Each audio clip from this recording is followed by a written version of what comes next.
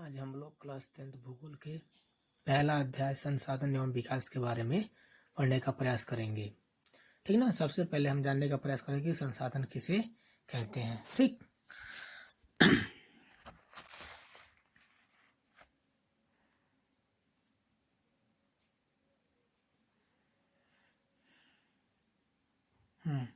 तो सबसे पहले हम लोग जानने का प्रयास करेंगे संसाधन किसे कहते हैं। ठीक ना।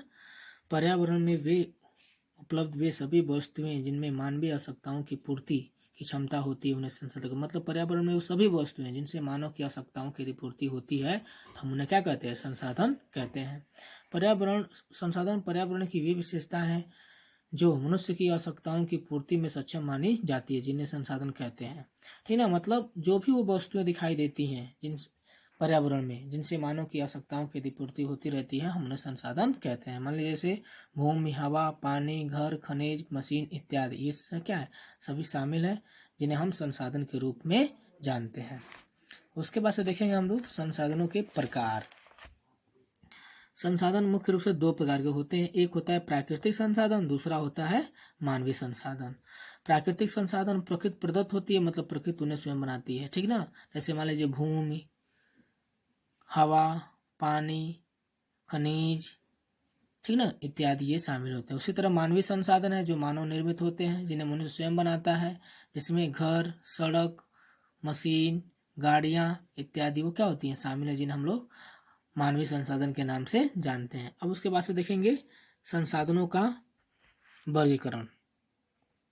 ठीक ना। संसाधनों का वर्गीकरण निम्न प्रकार से किया जा सकता है। एक है, पहला है उत्पत्ति के आधार पर। उत्पत्ति मतलब उत्पन्न।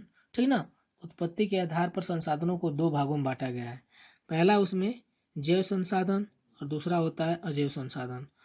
जिन संसाधनों की प्राप्ति जीवमंडल किससे होती है? जीवमंडल से, जहाँ जीव जंतु निवास करते हैं, जीवन जिसमें जीवन व्याप्त होती है। जैसे मान लीजिए मानव, ठीक ना, वनस्पति, पेड़ पौधे, प्राणी, विभिन्न तरह के जीव जंतु, मत्स्य जीवन, पशुधन इत्यादि क्या होते हैं? शामिल होते हैं। ठीक ना। तो इन्हें हम क्या कहते हैं? जैव संसाधन कहते हैं, जिनमें जीवन व्याप्त होती है।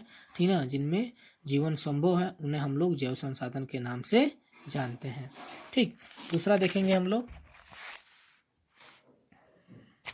अजैव संसाधन। अजैव संसाधन वे सारे संसाधन जो निर्जीव वस्तुओं से बने होते हैं। मतलब वे सारे संसाधन, मतलब इस पृथ्वी पर वे सभी संसाधन हैं जो निर्जीव वस्तुओं से बने हैं, उन्हें हम अजैव संसाधन कहते हैं। जैसे मान लीजिए चट्टाने, पत्थर, ठीक ना, धातुएं, लोहा, सोना, चांदी, तांबा, जस्ता इत्यादि, ये सभी क्या है? शामिल है। इसलिए हम इन्हें अजैव संसाधन के नाम से जानते हैं। उसके बाद से दूसरा जो हमारा आता है संसाधनों के वर्गीकरण में, वो आता है समाप्यता के आधार पर। समाप्यता का मतलब होता है समाप्ति के आधार पर। ठीक ना। उसमें दो तरह के होते हैं, एक होता है असमाप्ति और दूसरा होता है समाप्ति के आधार पर। ठीक ना। पहला उसमें हमारा है नवीकरण योग्य संसाधन, जिन्हें पुनः उत्पन्न या प्राप्त किया जा सकता है, उन्हें नवीकरण या पुनः पूर्ति योग्य संसाधन कहते हैं। जैसे सौर ऊर्जा, पवन ऊर्जा, ज्वारी ऊर्जा, जल ऊर्जा, वन ऊर्जा, वन्य जीव। ठीक ना। मतलब ये ऐसे संसाधन है जो पुनः उत्पन्न, जैसे मान लीजिए आज हम उसका प्रयोग कर रहे हैं, तो उसका कल भी हम उपयोग करेंगे, आने वाले भविष्य में हम भी उसका उपयोग करते रहेंगे। जैसे मान लीजिए सौर ऊर्जा है, ठीक, सूर्य के जब तक सूर्य दिखाई देता रहेगा तब तक हमें उससे ऊर्जा मिलती रहेगी। ठीक ना। इसी तरह के ये हमें इन्हें, इसलिए हम इन्हें नवीकरण योग्य संसाधन के नाम से जानते हैं। ठीक।